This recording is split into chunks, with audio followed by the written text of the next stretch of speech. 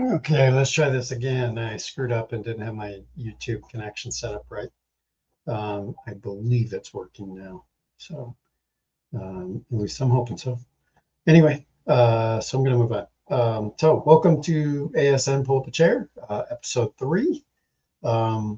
This one was supposed to happen on Tuesday, but it did not due to several reasons that I actually want to talk about in this episode.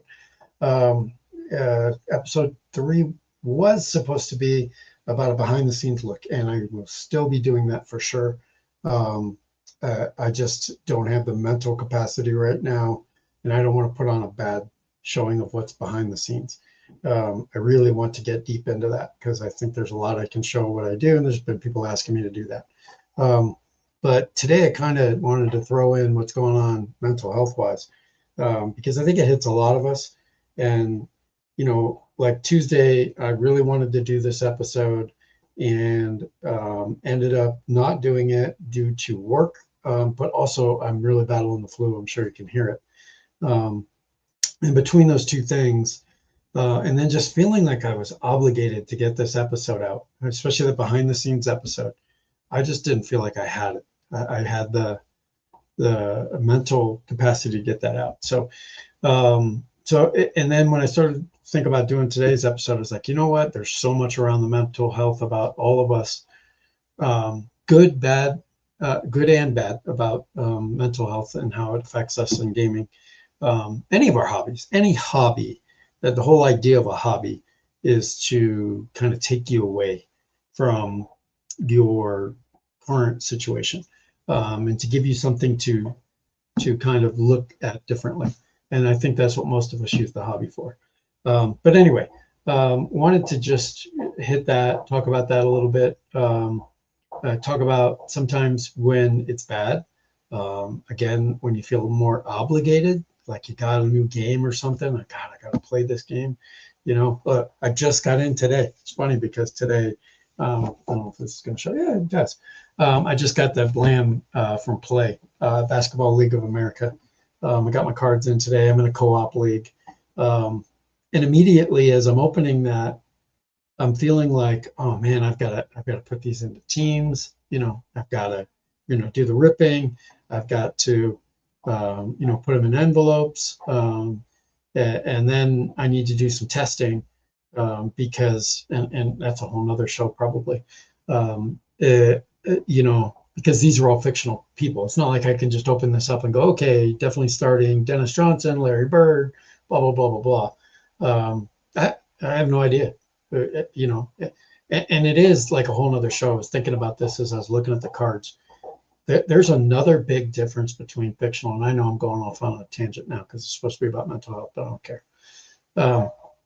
Another big difference between fictional seasons and live seasons that I don't think I've ever heard talked about was you really need to know the game. It forces you to understand the game and the game's engine and the game's setup.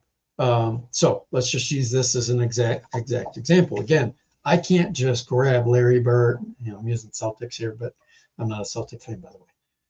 But I can't just grab Larry Bird, Dennis Johnson, Danny Ainge, Robert Parrish, and throw these guys all in the starting lineup, right? I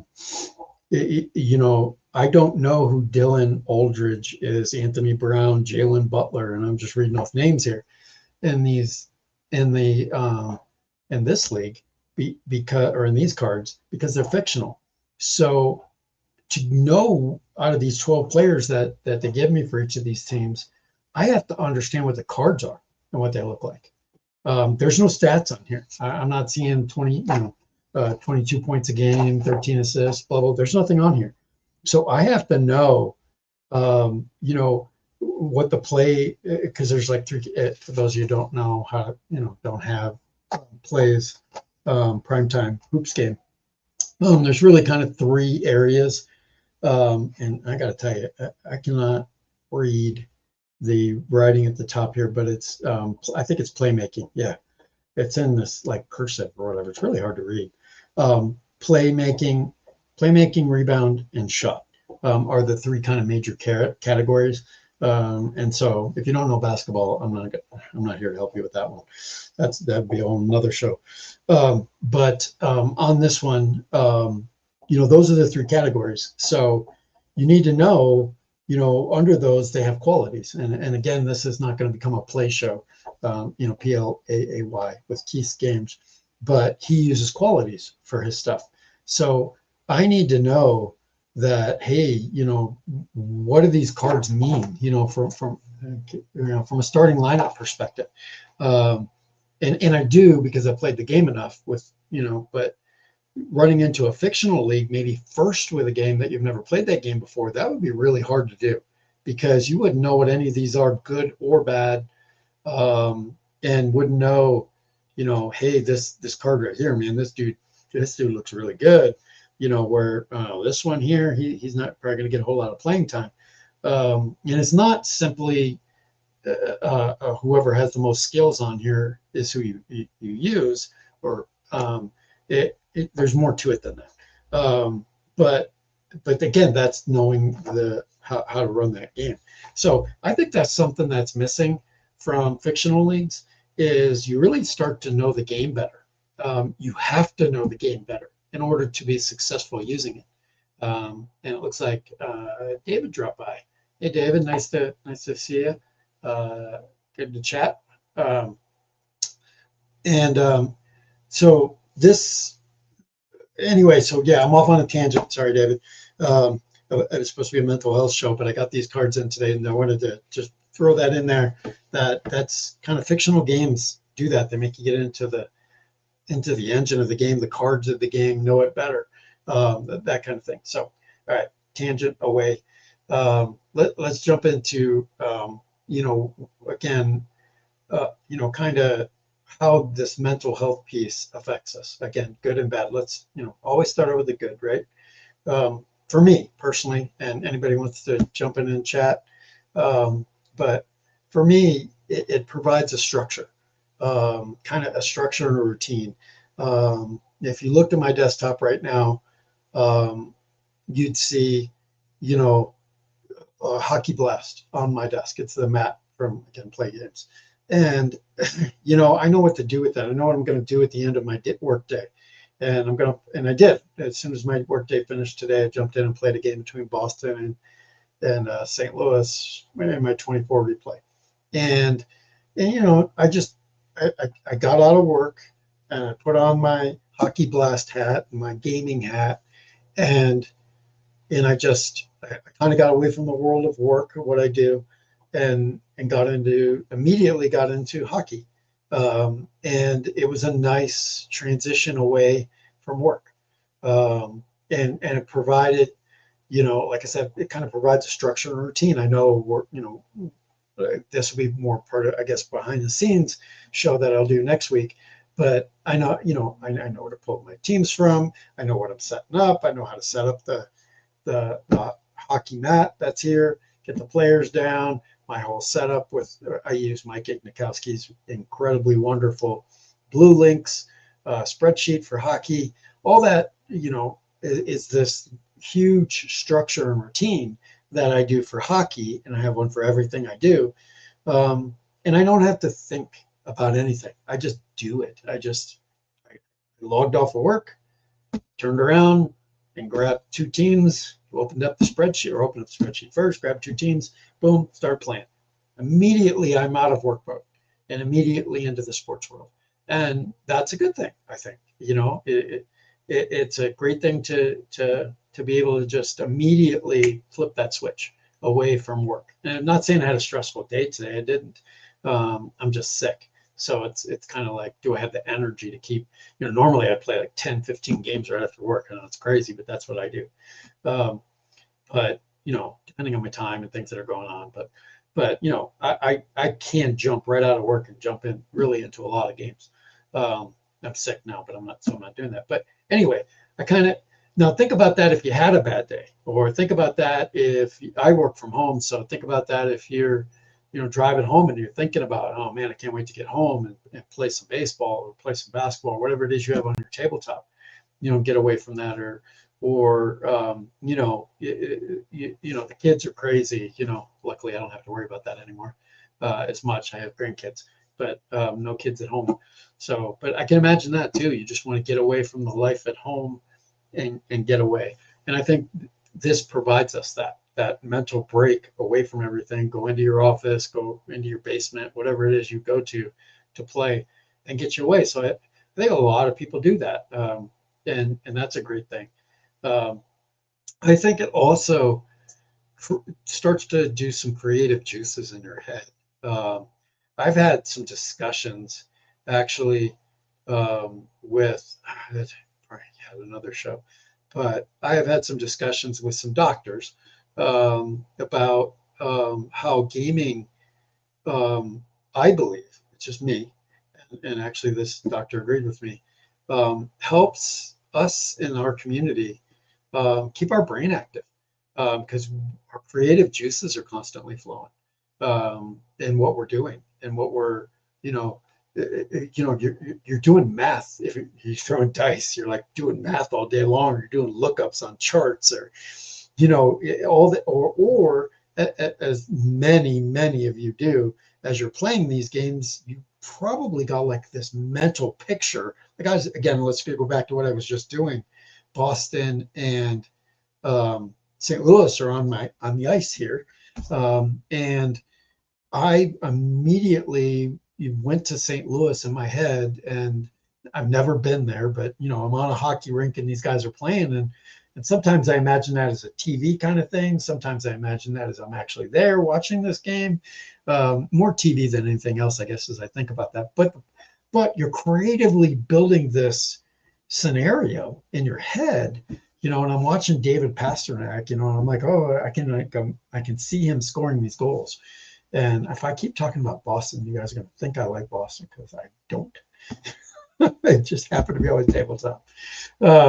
So anyway, point being is that that was a creative 15 minutes right after work. Jump right into another world, and my brain is moving and thinking more than what just work had for me. It's a whole creative world. And then of course there's just that nostalgia of what we do. I don't know how much nostalgia there is to doing a 24-25 NHL replay. It was last year, and I have my whole other reasons for why I'm doing that. I think I talked about it in the previous show. I'm trying to learn the players, learn hockey, blah blah blah. But when we jump into 1977 games, which is on Saturday, Tom Abbott, one of the guests on the show, was talking about how nostalgia was so important to him that he jumps back into 1977 when he plays. I think that that's another big thing, is that that allows people to go there in their brains, and you're really not as much creating something as you are kind of going back and pulling something out of your brain. How you felt in 1977. Maybe you were in the basement playing Stratomatic with a friend, or maybe you were, playing APA with a friend or something, and those kind of things come up. And I think pushing your memories to the forefront from way back then, also a great thing for your brain. And so, yet again, another thing in here is Mr. Turnbull John stops by. How you doing, John? Fantastic games by Mr. Turnbull. Love using his stuff. And if you're looking for a 15-minute getaway, he's got some great stuff that can provide that. And great, always, I got all this stuff. So anyway, moving on. Other things, it kind of, he just kind of, he's busy as always. Yes, I'm sure you are. And he's got a new hockey season out tomorrow. Any want to give any hints as to what season that is? That sounds exciting. I guess I know what I'm doing tomorrow on Friday. Yeah, it gives you it kind of quiets the noise around you, if you will. If you have noise, I'm not saying everybody runs to a mental break. I know I don't always run to a mental break to use this, but I do feel like I have it gives me that. And then kind of last on this, and I think everybody's maybe a little bit different on this. As John says, it'll be a 21st century. Okay, all right, that's only a few seasons to choose from, right? Looking forward to it, my friend. Looking forward to it. But a sense of accomplishment. I know that some people put their sense of accomplishment in gaming too far up, too high up, like completing a season.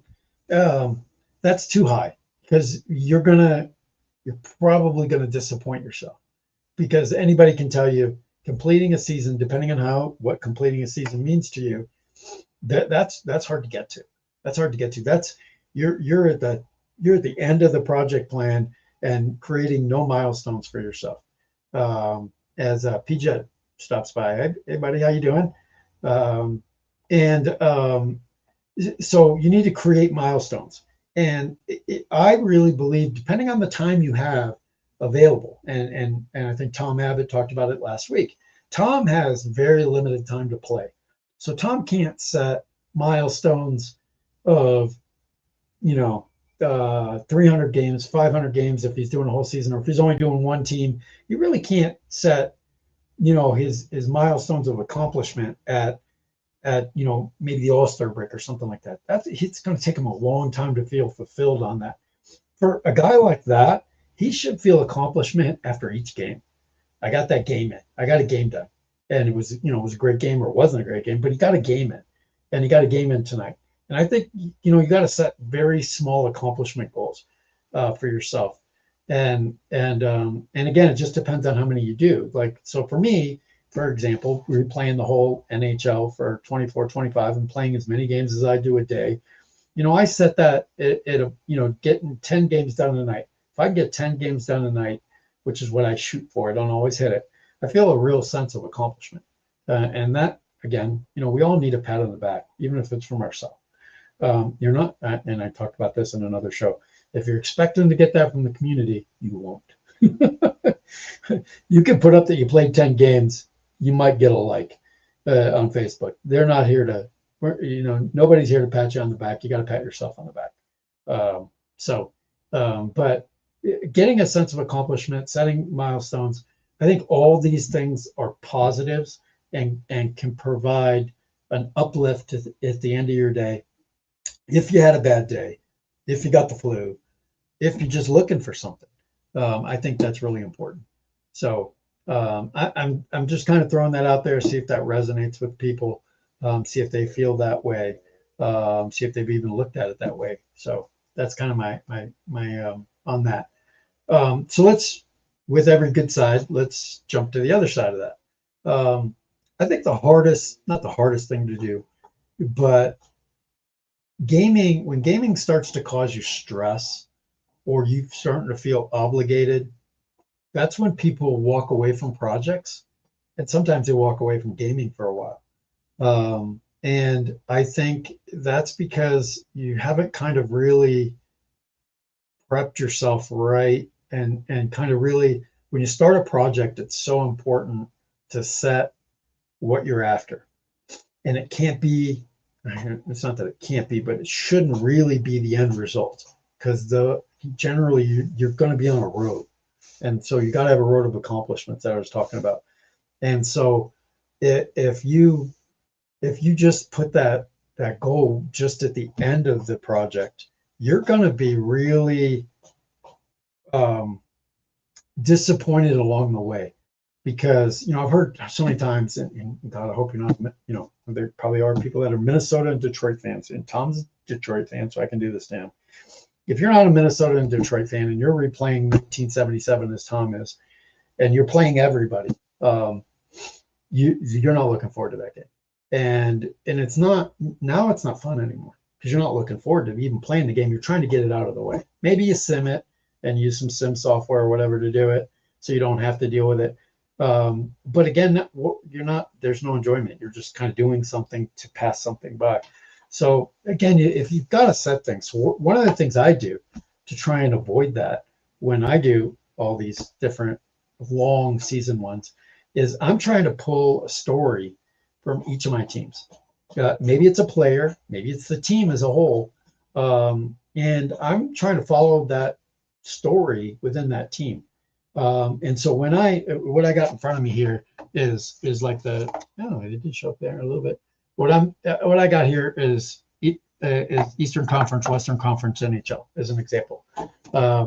And I have a story for each one of those teams that I did some research ahead of time. And I looked at those and I said, okay, here's my story for this team. And again, it's either like a team story, maybe they were really bad and I'm going to try and get them more wins than they got that season. Maybe it's a player. Again, I have an overall arching goal for playing 24-25 NHL, and that is I'm trying to learn the players. I know enough to be dangerous, but I'm a baseball, football, basketball guy. I can give you every offensive lineman from the 1972 Redskins, but I can't tell you a squat about hockey. I've just picked it up in the last probably 3 years. So my overall arching goal, is to pop out those teams and look at their names and start to understand who these guys are. And of course, I watch the games on television, and I watch ESPN hockey and blah blah blah, and everybody in the world knows who McDavid is and Draisaitl and David Pastrnak and all those guys that are on all the time on ESPN. But I want to learn more about all the guys on the team and not just those. So that's my overall thing that I want to do for the entire league. But then I have the little stories for each team as I go along. So that I'm heading towards. So when I am playing St. Louis against Boston, which normally I might not give two squats about, I was excited to play that game because both Boston and St. Louis in my league, both teams are struggling. And so like a story is being created for both of those. And I know both of them didn't do great last year, but they're really doing crappy in my replay.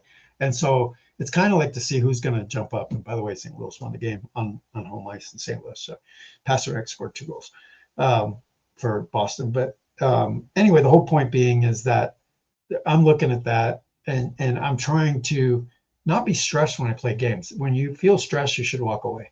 Let's jump into the chat a little bit here. PJet saying playing red, white, and blue. Oh my God, it's right there. I have only played that, I think, twice, PJet.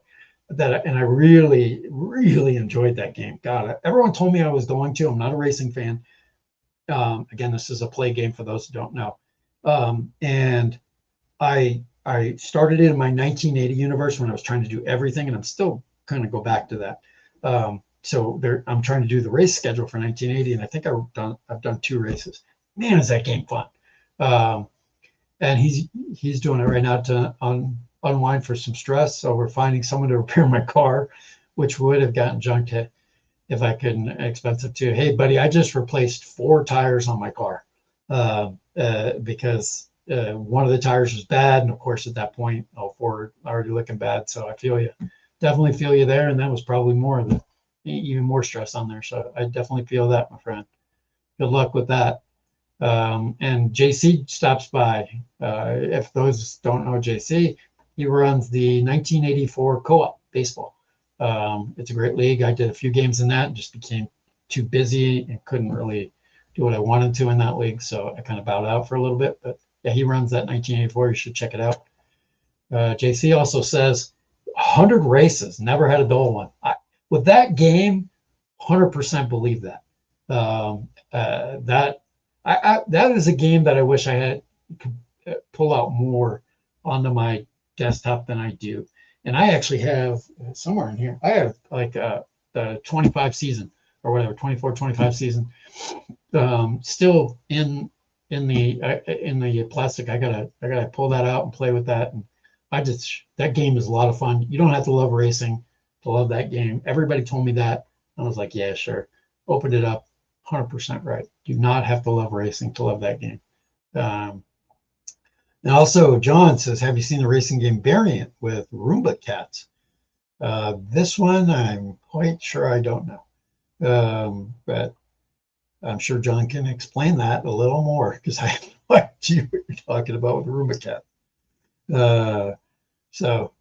Anyway, let's move on to to this discussion. Um, another thing uh, is, and wonder if you guys feel this, and I kind of felt this a little bit yesterday and the day before. I literally worked and then walked away. I mean, I think I might have played a few games, but for me, that's walking away. And I felt guilty of not doing my normal routine, 10, 15 games, getting really deep into stuff, doing some social media work, all that kind of stuff. I felt guilty. And, and that's not good either. You should, and that's self. I'm doing that to myself, feeling guilty that I'm just not putting, I sometimes feel like that, it's like almost like a second job, if you will. And it's just feeling guilty about not being productive. There's the word I'm really looking for. And not feeling productive. I didn't move the needle of whatever project I decided to work on that day. And I have several of them, sitting there laying on the couch watching TV. It was not moving it was not moving the needle anywhere. And so I thought about it the whole time I was there. And that's probably really bad, I guess. But that's what I did.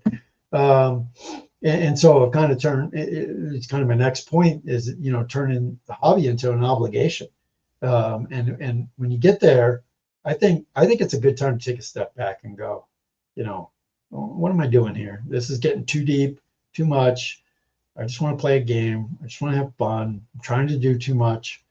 I need to settle down, just do what makes me happy. So if you get there, just do that. Just turn off the noise around you, turn off the social media, and just play a game. Don't worry about who sees the stats outside of you. But don't even keep stats. Just play the damn game and have fun. But yeah, so if I think if it starts to feel like a job, kind of wrapping this piece of it up, if it starts to feel like a job or a commitment, walk away for a little bit. And some people are sometimes I think my personality is there as well. It used to be, especially when I was younger. You have to walk away for good. You have to walk away for 2 months. Sometimes walking away for a half hour is good. Sometimes walking away for a day, 2 days, a week, a month. You'll know when it's right to come back. But come back. You're here for a reason, and you love this stuff. But give yourself a mental break. And Mr. Canestrani just stopped by. Hey, Mike, how you doing? Thanks for being on the show Saturday. I think you talked a little bit about mental stuff on Saturday, a little bit. And JC says, often conflicted about the time I spend gaming. I feel like I should be doing something productive. It's a shame that I can't enjoy things I enjoy because of a false standard I've set. And all those key words in there, JC, 100% agree with what you said here. I get that is because you've set them and you feel that way. And yeah, I see that point. And I think, and you can correct me if I'm wrong, JC, what you're saying is you actually feel guilty for spending too much time. You should be doing something else productive. I think that's what you're saying. Like maybe, you should be doing something from the honey-do list or whatever, and not spending time in your office playing a game. And I know a lot of people feel that way. I've never gone that way, really. Maybe that's because I have such good backing from my wife about, she knows the gaming, how much I love it, how much I'm into it. It's my hobby. She'd much rather see me do this than being out doing drugs.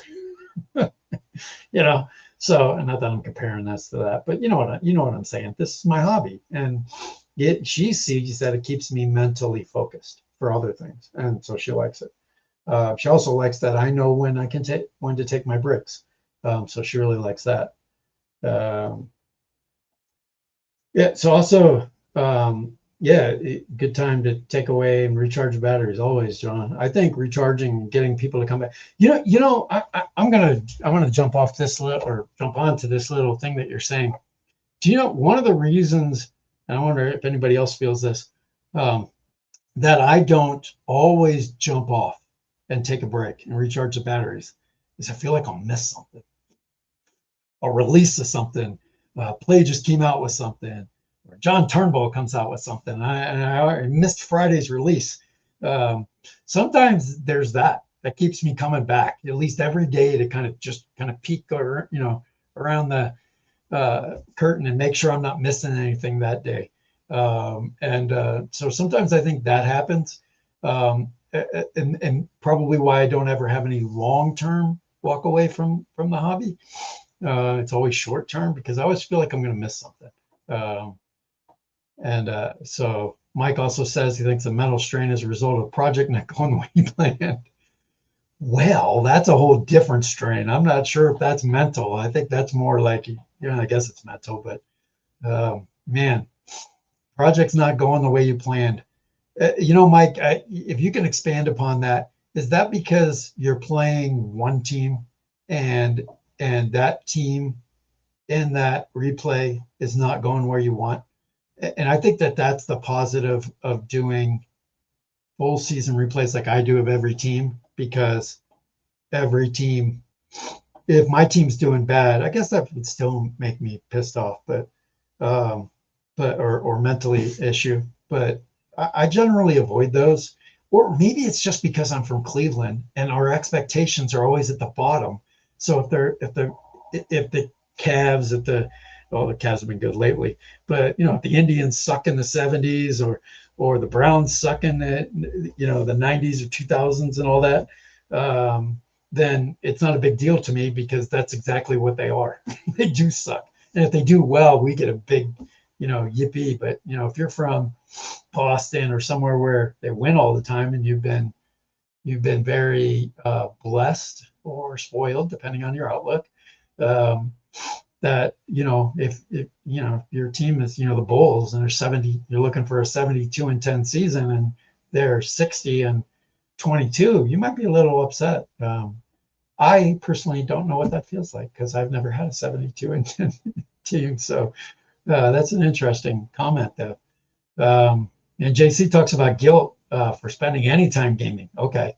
Usually when something in my life is off and I feel like I should have done something more to change my situation. That's kind of deep, man, but I actually understand the entire post that you made there. I don't know that I feel that, and I think everybody sits in a chair a little different, in what they've got going on in their life and what their responsibilities are in their family and in their home, and that goes back to, I'm going to use Tom Abbott again, of he's got a lot of responsibilities as a father, as a husband, and his job and blah blah blah, and getting good gaming time for him is just not there, and it's hard to get to. And he really enjoys it when he does. But I bet he might feel some of that, JC, that he feels like if he steals some time to play, that maybe he should be doing something else. I do feel it a little bit when my grandson's here. If he's like, playing PlayStation 5 or he's got some gaming he's playing, I may come in and steal a game or two. And sometimes, even though I know he's having fun and doing what he wants to do, I still feel a little guilty I'm not spending the time with him, at least watching him play the game. And so I still feel that. I know that's not on the level you're talking about here. I don't believe that you're talking about here, but that's kind of where my guilt comes from sometimes. But I'm also have been very good about, he's here, I'm not in my office gaming. I try to spend as much time as I can with him when he's here. And actually, he's starting to ask a lot of questions about gaming. So that's even more fun because now I can start teaching. But Mike says, yeah, it happened with the 67 Red Sox replay when I fell behind the Tigers by 12 games early in the season due to an 11-game losing streak. That can be frustrating. That can be very frustrating. You would not, we didn't get to talk about this on Saturday, Mike, but my replay of the 1986 season, you would not have liked. I did every team, every game, and the Red Sox were looking up pretty much until August at the rest of the teams in the division. They had no bullpen. If Clemens and Boyd didn't make it through the first, or didn't make it, they had to do complete games to win games. And I think Roger had like 18 complete games or something for me. If they didn't complete the game and that bullpen came in, it was over and they lost. I should go back and look at how many blown games, blown saves, blown games, because you don't get a blown save if the game was 3-3 when you came in. You blew the game, though, in my opinion. You lost 4-3. It's your fault. Now I'm going to do my Nashville thing. It's all your fault. Getting back into my hockey vibe there. But anyway, the point being is I don't think you would have liked that. That's probably one that would have really pissed you off if you would have you're playing all these games, 2,000 games, and your Red Sox, and talking to Mike here, are at the bottom of the basement. They won the division that year. They did make it up to like third place, but they certainly did not make it to the top that year in my replay. So I could definitely see where that could cause some issues. And Mike also says he stuck with the replay, and the Red Sox ended the season on a 13-game win streak. There you go. A roller coaster, right? Isn't that kind of real life for the Red Sox, though? Really, for any fan. I know everybody says, only the Red Sox, only in Boston, only in Miami, only in Cleveland, only in Milwaukee. The reality is it happens everywhere. Our favorite teams screw up constantly. They're bitching and moaning here in Colorado right now because they got off to that amazing, 21-2 start for the Avalanche, and then they lost a couple games, and you'd think that somebody decided there was no longer Christmas. They are really upset, really pissed off. The team's in the dumps. We're not going to make it. We're going to get kicked out in the first round. It's unbelievable. But you know what? Their fan base is no different than any other, and anybody's fan base who thinks they're different, you're not. Trust me, I've been everywhere in the U.S. I've been around every fan base. I used to travel a lot for my job. There's no fan base that's unique. Zero, zilch. Some get publicity as being worse than others. Hello, Philadelphia, throwing snowballs at Santa. But guess what? Those snowballs go off in every single game where there's enough snow to create a snowball. So Philly just got famous for it. Anyway, I well off onto a different one there. But yeah, I don't think you would have liked that replay, Mike, much. JC says it's not too often, but it usually signals a break is needed. I can't decide if guilt or Irish guilt. Flip a coin. Hey, man, you know what? We'll get into and I don't have it. I was going to say, man, you need the decider dice from Play. Then you know which one it is. You could go with the decider dice on that one, buddy. It says project issues used to bother me, usually because a mistake was made. Now I just roll forward. So like when you say project issues, do you mean like maybe you were playing a game and you found out you were playing it wrong? And so now you feel like your statistics are wrong? Or do you mean something completely different when you say project issues? I wonder what you mean by that. So let me know. But jumping back into the mental health thing, jumping out of the chat for a second, burnout and giving yourself permission to pause. And I think this was really important for me for having this flu, which is still kicking my ass. I had to kind of give myself permission to take a couple of days off, to get my health, physical health, set up and not worry about gaming and not be feeling guilty about not gaming. And just, hey man, just go chill on the couch. You know what? You survived years and years and years without playing games, and of course I came back to it all. But I did survive. So I kind of had to give myself some permission. And I knew, I was self-aware enough to know that I'm probably operating at about 75% energy right now. And so I being self-aware of what you got, and maybe JC's talking a little bit about this too in his posts, but being self-aware is what stopped me from doing Tuesday show. And I was going to do a Wednesday, and I was like, nah, I'm probably at about 50% mental. And then today I thought about it for a little bit. I'm like, man, just do it on Friday, but I want back-to-back shows. So I'm definitely doing one on Saturday. Got some great guests Saturday, by the way. Ian is good. Brooke is going to be on here from, I hope I got the right dates. Ian's going to be on here from, if you have not touched his game On Deck Baseball, it's a real treat to see how that's set up. And then also Marco. A lot of you know Marco. Marco's going to be on Saturday. So hopefully they're both still going to be on. I haven't double checked with them, but they were both supposed to are scheduled to be on Saturday's show. So it should be a real nice Saturday show. So, and again, that I was almost even thinking maybe I'll cancel this week, as far as this, kind of my middle. I like to do a little middle episode that's just me. But you know, because I was like, I really want to put a good faith effort into Saturday show, but I felt good enough to come on and at least talk. So that's what I'm doing.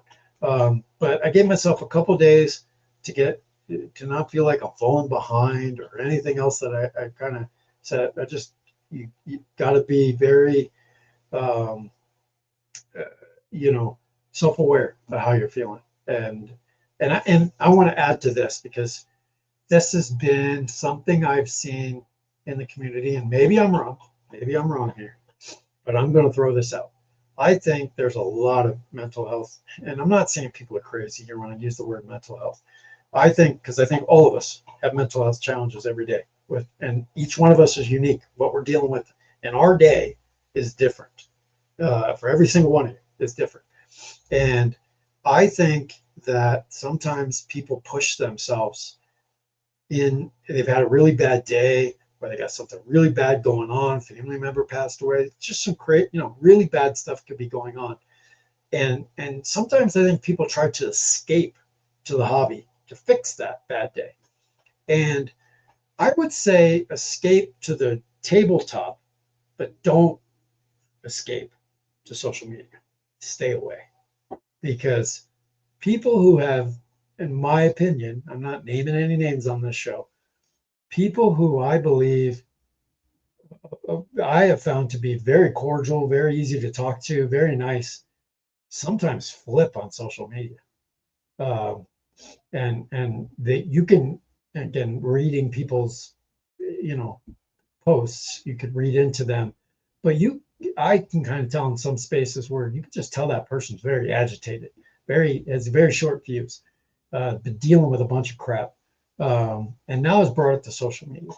And I think that that's a bad thing. If you're flipping on Facebook or Discord or whatever, and it's your getaway from a bad day, I think you've made a bad mistake, a really bad mistake. You want to flip to playing games, or it's just you in the game, I think that's a great idea. I think flipping on social media when you're not there, you're not in a great mood, you've had crappy shit going on, that's a really bad mistake. And I will definitely stick with the idea that I've seen it happen a lot lately, and it's a shame. And hopefully it hasn't been me, but I try not to. It's one thing I don't do is flip on social media when I've just had a bad day. So let's jump back into the chat a little bit. JC's talking about rules, maybe. Oh, okay. Back when we were talking about what was going on with your replay, that you felt there were some project issues. Maybe a mistaken setup, realizing I missed a batter or gave a team 4 outs. Now I just adjust and keep going. Yeah, is that maturity? I don't know if it's maturity. Gaming maturity is, I guess, what that means. Is I look at that kind of stuff and go, is going back going to make that big a difference in everything? You know, um, so you have to take each individual situation under consideration here. Um, but if the game's 10-4, I'm using baseball here. Game's 10-4, and you gave a team 4 outs, as you said. Unless they came back and won the game, does it really matter? Yeah, it's going to screw up your stats a little, maybe a little. Is there anyone going to notice? Are you even going to notice? But you were probably like me and extremely anal and wanted those things to work and kind of would really get on yourself. Well, how did you make a mistake like that? I used to be like that. But yeah, I agree with you.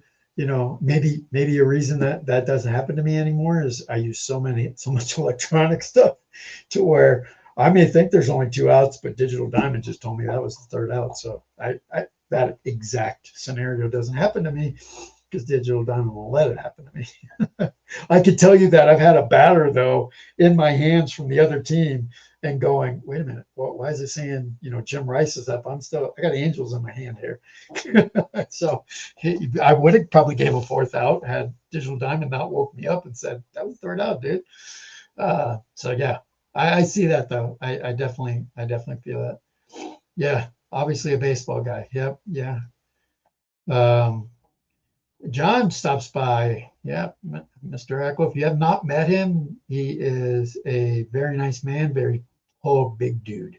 I'm calling him my security for the show. John's awesome. If you haven't talked to him, you should go to a conference. I met him in Colorado, I believe. Right, John? And great guy. JC adds in, agrees social media is a great for expression for the community, but if you need to go disconnect, I go right to the game. Or for an audio, that's great. Go to JC audiobook or YouTube, or hey, go, what's really works for me? Go listen to Ron Juckett. Oh my God, that dude. And when he just listened to him play a game, I literally fell asleep last night to Ron Juckett. I was listening to his podcast, not his podcast. It was, I want to give the right credit here. Ron was on a show with someone, a guy I'd never heard of. They were talking about they're going to try and do a documentary. So I was listening to that podcast last night, but Ron's voice, I mean, he could put you to sleep, dude. He's got, and I used to do that. I used to have what was it called? It probably still is, the MLB ticket. And I used to flip on the Dodgers just so I could listen to the Dodgers, and listen to that announcer. And Ron's got his voice as they talk about in that podcast. But yeah, that will calm you down. That will relax you. Maybe energize you. But yeah, also dropping by is Cards and Dice with Don. How you doing? Cards and Dice, loving it. Thanks for stopping by. And Mark Unger, thank you. That was it. James Cast Podcast. James is another great guy. Thank you, John Turnbull, for that. If you have not listened to that podcast, James podcast, first of all, James does an amazing job on podcasts. And James, by the way, if you're listening to this, I get how you do your how you split things up and everything in your shows, because I'm an IT guy too. So I know you're using some Sprint philosophy there. Waiting for your retro show though. But anyway, James had Mark Unger. That was the guy who's got some kind of acting that he talks about. And he's going to try and do a documentary that's going to basically feature Ron in it. And if anybody on this doesn't know who Ron Juckett is, immediately shut this down and go Ron, or go to YouTube and find Ron Juckett's channel and watch him. He is, as I think Mark Unger said, and James agreed to, the most unbelievable person you will ever meet. And if you don't meet him personally, just you will ever meet online. Just watching him go through a podcast, watching him go through his shows, watching him call a game. It's unbelievable what this guy can do.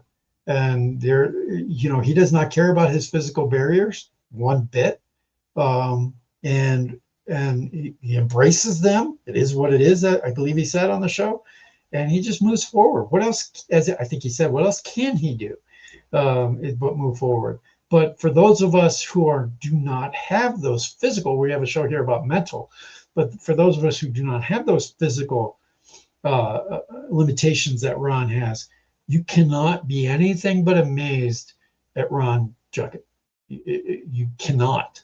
I mean, if you need a minute to refocus yourself and refocus how lucky you are and refocus how this gaming is important to people, go turn on Ron Juckett and you'll refocus yourself real quick and think, wow, we are really lucky in this to be able to do this stuff.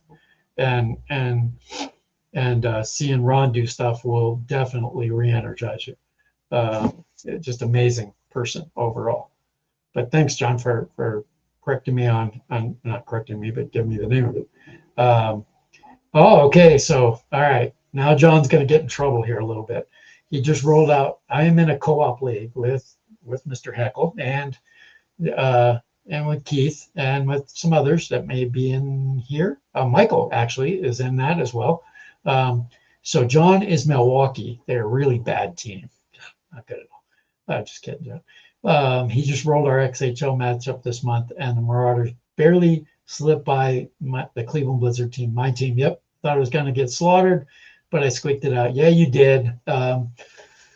It's a fun league, and if you haven't done co-ops, again, I want to do a whole show on co-ops, and I think it combines two of the major things that I kind of started the show off with it as well. It's a co-op with fictional, even though some of the NHL players, excuse me, are in there. We drafted. We each have two on our teams, but it's a ton of fun. What a great league! We have a lot of fun in it. But yeah, John's in that league with us. If you do not have the XHL set and you're interested in hockey slash fictional league, go check out XHL, because I'll just tell you that it's different because it has 2-point goals, which make it really exciting. Although, John, we don't get like any in our league. Nobody, I'm the only one who does open 2-point shooting. Everybody else says only if I'm down by 2 in the third period. I'm like, come on, man, that's no fun. Open it up. Let's shoot right when the team gets a penalty. But anyway, it's fun. It's a great way to talk with other people. You play your home games, and it's a lot of fun. It's just a lot of fun. We're all having a blast doing it, and I can't wait for the next one. Which, besides this one, now I'm in that Blam League that for any of you weren't in the initial beginning of this show.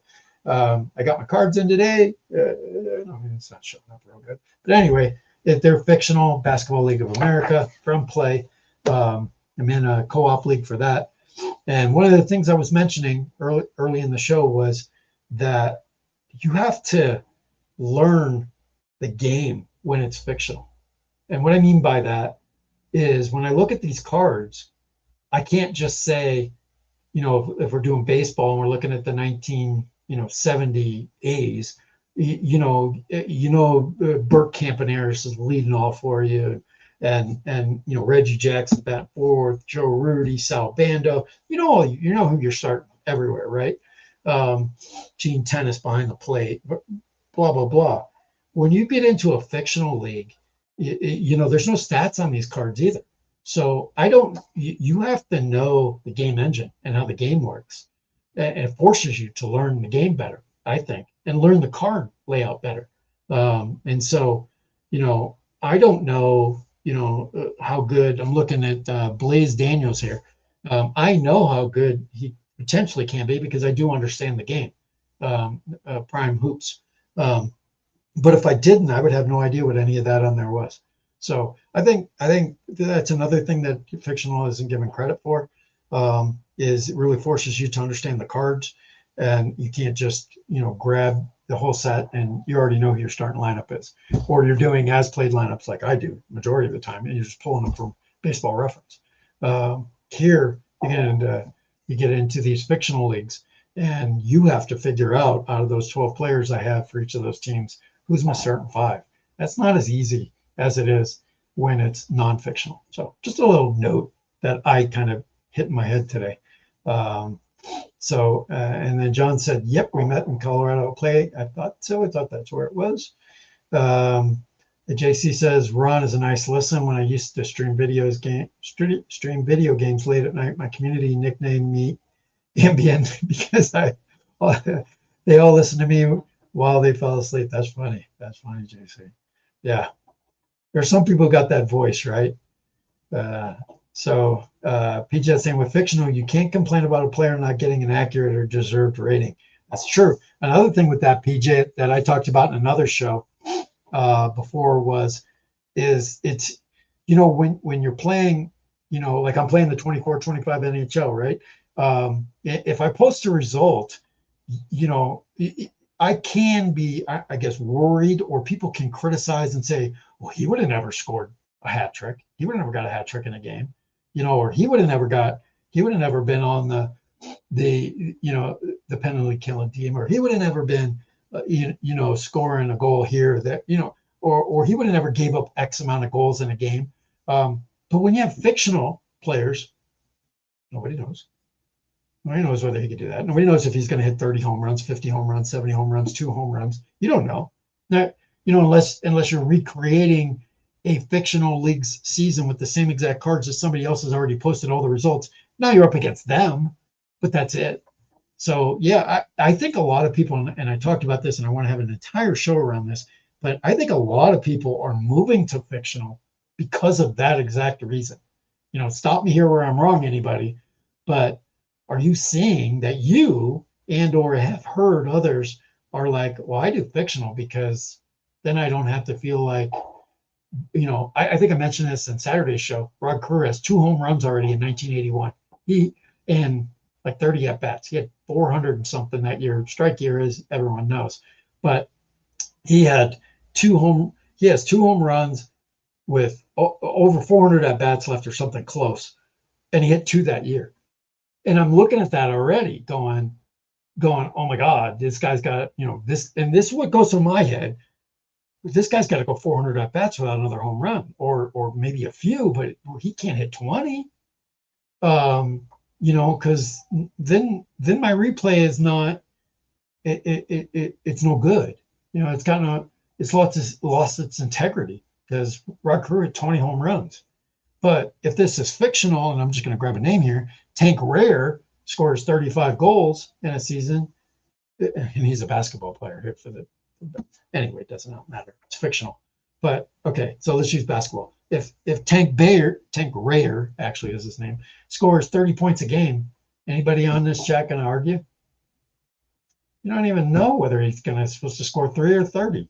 But we can quickly go, Rod Career's not a home run hitter, and you can quickly look up 1981 and quickly see he had 2 home runs and go, what the hell is going on with your replay? So I think some people are moving that way. I'm not saying everybody is. I just think I'm seeing that. I'm talking to people who say they're doing that. And I think it's pretty interesting. What reason to go into fictional? As PJ says, he hasn't had the urge to try. I didn't until XHL came out. That's the first. I swore off fictional. I was like, what are you doing that for? Aren't we all here for the same reason, to replay our youth, to play the 70 baseball teams and all that kind of stuff? Isn't that why we're all here? And then find out, no, people actually like the games. And they're more excited about the games than they are the replay. And so instead of feeling like they have to do and have to create these certain stats or get within, and I always say replay, not replica, but get within a window of a stat, it's just not even something you're worried about. It doesn't matter if I'm going to go to this sheet again here. Blaze Daniels scores 30 points in my game tomorrow. It does not matter. So I think it takes some of the stress if you put that on yourself, to not worry about the integrity of your results. And I'm not using the word integrity meaning you're cheating. I'm meaning that, hey, your results just did. People are kind of blow you off, kind of like, you must have done something wrong to get Rod Carew 20 home runs. And I'm not saying Rod's going to hit 20 home runs in my 1981 league. Maybe he will go 200 at bats over the summer in that league and not hit any, or hit 1 or 2. And I might be sitting here having the episode 40 talking about how, hey, remember when I was talking about worried about Rod Carew with just, already had 2 home runs? Well, he only has 3 now. So who knows? Maybe I'm going to be talking to his 25 and I'm going, I don't know what I'm going to do with this replay. Anyway, next up, I think I skipped one here. It's bouncing on me already. There we go. Sorry, let me jump on this one here. Micah, how are you doing, my friend, fellow Clevelander? If you do not know Micah is newer to the game. At some point, Micah, we got to stop calling you new. He is a fellow Clevelander, met him at play as well. And Micah's got a major energy for and younger and just a great addition to our group, our hobby. If you haven't seen some of his posts, he's got some great stuff. And I love that he replaced the Cleveland stuff because I don't have the guts, buddy. No, I'm kidding. But yeah, he replaced the good Cleveland teams, I noticed. Which is probably the only way to do it, Micah. You pick from the 5 seasons over the last 50 years that were any good from 3 different sports. Whole nother show. But anyway, yeah, you like the sense of surprise. I'm assuming you're talking about the fictional. Maybe you're not, but I believe you're talking about the fictional here. And that's another thing is a sense of surprise. How about the sense of creating your own story? How about you go through a season, whether you make that, and here's another thing, you're not locked to these fictional teams. You're not locked to, I got to play 162 games in baseball, or I'm not locked to 81 if I want to do a half season or whatever. You pick a quarter season. You can do whatever you want, and you're not chasing 20 game winner or any of that kind of stuff with these. Or you might still, if it's baseball, like Baseball League of America, Mike can jump on that. But looking at this, making a story out of somebody, like here's one for the XHL. Anybody who's got it, Cleveland, Steve Semmes, Semmes, and I can't say if I'm saying that right because it's a fictional name. It doesn't matter how I say it. But anyway, Steve Semmes is already like a god to me. I hope sometimes not to go to a game and, hey, but there's Steve Semmes on the Cleveland Blizzard. What are you talking about? The guy is almost real to me, and he has won me a lot of games. John Heckel can tell you about Steve Semmes. He's really good on my team, and he becomes kind of a folklore. And I'm in this Bland League, Baseball League, Basketball League of America. And those guys, I didn't play last year. I wasn't in that, but I got in this year. And they're talking about a guy that's actually on my team because they move the players around. Keith moves these players around, which I think is cool. Moves some, not all. But there's a player. I'm not going to go looking for him. There's a player that they're already talking about who's a legend from last year. And so, that you're using that creative piece that I talked about earlier from the mental piece of this show. Here's Micah, who's looking forward to what's going to be the surprise on his desktop today. Who's going to come out and do something? So, John jumps in and talks about the freedom of the fictional and creating his own universe with its own unique story. He loves watching all the stories unfold.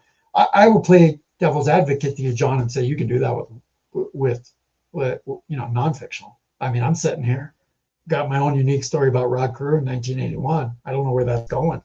But I get what you're saying, my friend. I think, for the most part, what I'm seeing in 1981 is what happened in 1981. What I'm doing with my 24-25 NHL is what happened last year in the NHL. I have no idea what I'm going to get out of this because I have no expectations out of that basketball set. None. I have no idea what's going to happen here. And the team I got New Jersey, by the way. It's who knows where that's going. I have no idea if this team's any good. I guess they made the playoffs last year. Some of the players are the same as from the year before. Some of these are new. Hugh Dort, that was the guy who's like a fictional stud in this league. But anyway, I'm excited to play it just because it puts something different on the tabletop. What I'm worried about most, just I'm going to go off on a tangent here a little bit, is I played a couple games last week for prime time. Those of you who don't have it, you won't understand this, but those of you who do, it takes a long time to play that game. I love it. It's fun. And I love the big, fast action cards. It's different. Of course, Keith always comes out with something different. It just takes a long time to play that game. And when you've gotten used to baseball, I play baseball games in 10 to 15 minutes, depending on if it goes to extra innings or 15 to 13, going to take me a little longer in a game. But I can play baseball in 10 to 15 minutes. And when you start playing the Hockey Blast, if I'm playing Express, which I do most of my hockey is Express, I can play those in 10 to 15 minutes. To flip over to an hour and a half game, that's tough. And that's why, I love Mr. Turnbull's games, because I can play a basketball game in 5 minutes with his. Now, you get some stats, but you don't get it all. And it just depends on what you want out of the day. You may need a mental health break to shut everything off and play an hour and a half basketball game. I'm just being honest on my show. I'm really worried. Can I put in the effort of all the home games I need to play with this when it takes an hour and a half to play a game? I don't know. I can't wait to see if I can. I think it's a great challenge that I'm putting on myself, and I'm excited to see where that goes. And I think what you talk about here, John, is what's going to push me toward getting there. Micah jumps in and says, is the team getting hot after a slow start? Actually, a good team on track or a bad team getting lucky? Who knows? Yeah, there's there's so much. And again, I would say that you can do that with anything, even as played replays. Who's hot, who isn't. If you take a look at my hockey team, Utah, Philadelphia, and Vegas are the three real hot teams. And Philadelphia has no business being that hot. Utah, and Vegas kind of expected. But really, I'm talking like 13-2 so far, kind of thing. And then I got I think it's Edmonton, who's really bad. Calgary's really bad, and you wouldn't think Calgary would be. So you can end up getting that with as played replays as well. So just throwing that out there. And then PJ throws in, it happened in the 67, Bud Harrelson and History Maker Baseball. I'm assuming that's what you mean there. Had 2 home runs in the first. Oh, he's talking about my Rod Carew thing. And then none the rest of the season. Really? So you replayed the entire 69 season and he had 2 in the first week and then nothing? Oh, man, you're making me feel better, PJ. I don't, again, do I really have to be worried whether the guy hits 20 home runs? I do. I worry about it. I'm putting it on myself. But, and it's also a great story now. I cannot sit down. I actually want to jump into the Angels right now on my game and play. I am dying to get Rod Carew to the plate and just, don't hit a home run. I want to get like a 10-game streak going if I'm not hitting a home run. And I'm going to feel some sort of weird accomplishment. I don't know. It's strange. It's a new story. It's a storyline. Rod Carew has 2 home runs in the first week. We'll see what happens. That's good to know, though, that Bud Harrelson did that in History Maker Baseball. Micah jumps back in with, he doesn't mind the occasional crazy result in a replay as long as it feels right on the whole or unexpected results feel explicable. So I think what you're meaning here is you're okay with a thing like Rod Carew hits 20 home runs, but as long as the rest of the replay is pretty, on par, I don't want to say the right teams, but realistic teams make the playoffs. You're not having 4 70-win teams and playing in the playoffs in 1981. I think that's where you're going, Micah. I agree with you. 1-offs, 2-offs, 3-offs, they're just stories, but they're interesting stories to follow. Again, just making up my own thing there. Michael jumps in and says that what makes the leap. And Mike, we need you to talk a lot more. I need you to come on and do a whole show on the leap set. I am so interested in this because this is so different. I have it. It is setting. I did find it, Mike. And I think I showed it to you. I do have it. It is right here. And as you can hear, still in the plastic. That's not a shot at play. That's me having too much on my plate. I'm looking at those cards. First of all, man, are they gorgeous. Look at these. I can get it to work. Look at how nice these cards are. If you do not have the leap set, I think Mike said they took them off the site. I got it during, this has been sitting here since Thanksgiving. How bad am I? But it is a absolutely awesome set. And that's Keith. Keith's got some awesome, even though they're some of the smallest cards, not some, they are the smallest cards in the business. These are just gorgeous, so much packed into one. And so this is what I'm going to call, Mike, stop me when I'm wrong, that this is your hybrid of moving between the fictional world and the reality world. Because as I understand it, inside this set are players from this is what, Arizona up here. I don't know if I can find any on here right off the top of my head. And Mike, he's been playing this like crazy. So he could probably tell you right away who the Arizona players are. Paul Skeens. Look at that. Paul Skeens is on Arizona. Right there.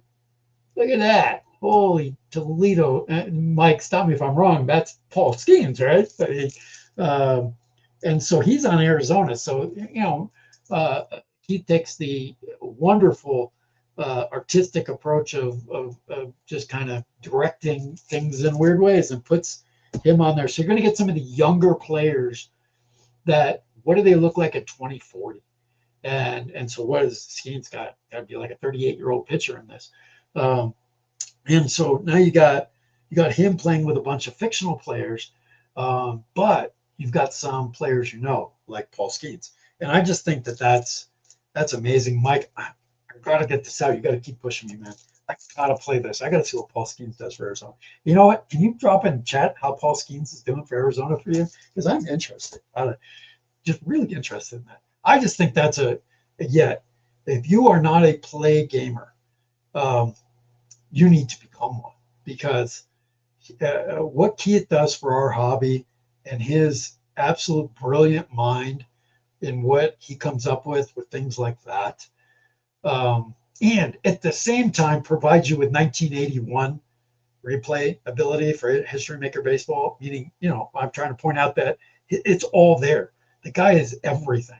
He's got the ability for, and he puts in some of the most unique things that you can come up with. Umpires in baseball, no other game does it, and they are part of the game. And these guys who have been talking about History Maker will know when I say you get a questionable or even a semi-questionable umpire behind home plate, and Nolan Ryan's pitching that day, you're going to have a fun day. Fun meaning you're either going to get a crap ton of walks or you're going to get a crap ton of walks turned into strikeouts. But it changes the game, just like in real life with Hernandez out there changing the game with bad calls. These umpires, they don't overly, in my opinion, in all the games I've played, I don't know how many I've played, 500. They don't overly affect the game, but they affect it from time to time. I can think of one or two games literally ended on an umpire's call, which happens in real life. It was a respected umpire called the player out at home. He was trying to tie the game up with 2 outs in the ninth, and a respectable umpire called him out. And if he wasn't respected, he called him safe. And he was respected. I think he was respected or semi. And you guys know that you flip that dice. Boom, ended up being respected. Game was over. I just thought that was the most incredible, realistic television ending to a game. And this is where you start to talk about, well, it's no fun doing Minnesota and Detroit, in a season. You play every team, and it's no fun for that. That was one of those games. It was two teams I was not that interested in playing. What an ending to the game it was, though. Ended up being one of my funner games of the season that I played in that season. So you never know what you're going to get out of it. I'm not saying that Strat or App or any of the other games don't have their fantastic qualities and that you shouldn't play them, because you shouldn't, and I do. I have a closet full of everything. I think I'm up to, I don't remember the last look was 60 different games, over almost 500 seasons now within those games. I have a whole rented out U-Haul facility of just carts of stuff. So I play everything. I find that positive in every game. And when I talk about Keith's games, I talk about his unique look at the gaming industry that no one else sees, no one else does, no one else takes the time. Like the leap set, like the umpires, it makes it fantastic. So, again, if you want something that's a little different and takes you not just rolling dice and doing a replay, which sometimes that's enough, definitely is for me, and you want a little bit more of a storyboard game, check out Keith's games. I think they take you there. They take you to kind of a unique, different place. C&D Don that's why I love these games, because the dice roll can change the past results. I'm going to quote Mr. Juckett again. The second the dice hit the table, it's your story. It's a unique story. And I could be playing the 85 Mets against the 85 Red Sox. And Don, you can be playing the 85 Red Sox and the 85 Mets. And the second each of our dice hits the table, it's a different story. We're each telling our own unique story. And that is exactly why we all love these games. And it's so much fun. And that's why we like to watch people play online. It's like, I didn't used to understand that. I don't want to watch somebody play a game online when I can play it myself. And sometimes I still feel that way. But then I started watching, honestly, I was watching Ron Juckett play a game, and I was like, man, I'm just watching his story develop as he's playing, and he's great at telling his story as he plays. And I started to get into that. And I was like, wow, we're watching people play games is not, especially like if I'm laying down in bed, getting ready for bed, I'm not at my table and I just want to watch a game. And then when I actually moved from Nashville to Colorado, I used to listen to all the podcasts or listen to the videos, but just listen to the audio piece of it, and listen to people play games as I went across country. And I was like, wow, and of course it made me want to stop the car and pull over and play a game. But at the same point, it was nice to hear somebody else's story. So if you do YouTube videos and you do try to play your games, tell your story. Don't be worried about it. Don't be worried if Rucker has 10 home runs. Tell the story that's been presented to you the second those dice hit the ground, as Don says. The second they hit there, it's your unique story. It's your unique story to tell. So tell it. Let us all hear about it. Pull up a chair and let's talk about it. I want to have people on this show eventually to talk about what they played that week, a game they played that week, a season they had that week. What was their story? Did you play a game like I was talking about where a guy got thrown out at home plate and the umpire made the decision of the out at home plate? That is freaking incredible. I want to hear those stories. Everybody wants to hear that stuff. It reinvigorates and re-energizes us all. And so you have those stories, share those stories, not on social media, but on YouTube, on my show, other shows, because it really helps us all go, yeah, man, that's an awesome story. Let me pick that game up and maybe I can create my own story, as Don's talking about here. He also says, I think we forget to let our imagination run when we're playing. Mike, correct me if no, it was Tom that I was talking to. And I said, sometimes I get in a horrible run where I'm just playing the game. And I think this is what you mean. And I'm just rolling the dice, 2-4, look up the chart, whatever it is. And there's the result, flip the guy, and I couldn't even tell. And maybe it's a double. I can't even tell you who hit it. Because I'm just kind of going through the game and just trying to get through a game. And I'm missing the whole story. That could have been somebody's 20th double of the season. I mean, things like that. But I'm missing the story, and that happens to me sometimes. I have to stop myself because I'm going too fast, and say, wait a minute, there's a story being told in this game, And one of the things I like to do is to have a baseball reference, basketball reference, hockey reference, football reference, whatever I'm playing, that reference always up on my other screen. And I like to know what they did that day. So let's just take a baseball game. I may have, look up and see how, like Mike Norris, I'm playing 1981. Mike Norris went 9 innings, 11 strikeouts, 2 hits, and can he replicate that? And again, I'm not looking to replicate, I'm looking to replay, but that's his bar for the game. Can he do that again? Nope, got knocked out in the second inning. That's my story now, different story. But if I don't take that time, as Don's talking about, to make sure I've got a story going into each and every time I throw the dice, then you're just throwing the dice. And I'm not saying there's anything wrong with that either, because I do it. But you're missing out on some fun. And like you said, I think we forget to let the imagination jump in and have fun with this. And I think it's out of taking time. At least I'm going to say it for me. I am the most impatient person in the world. And taking the time to make sure I set up my story before I play the game, because I'm playing 2,000 games in a season sometimes, I forget to take the time to set the story. And I'm missing out when I do that. And so great point there, Don. I think that's what you mean. PJet jumping in saying, I usually have one outlier stat in every project. One player who hits significantly above or below his average and scores significantly fewer goals than in real life. Yeah. I in some ways, spoiled myself with my 86 replay. Now, I've already talked about how the Red Sox were in the basement, most of it, and then moved their way to the middle.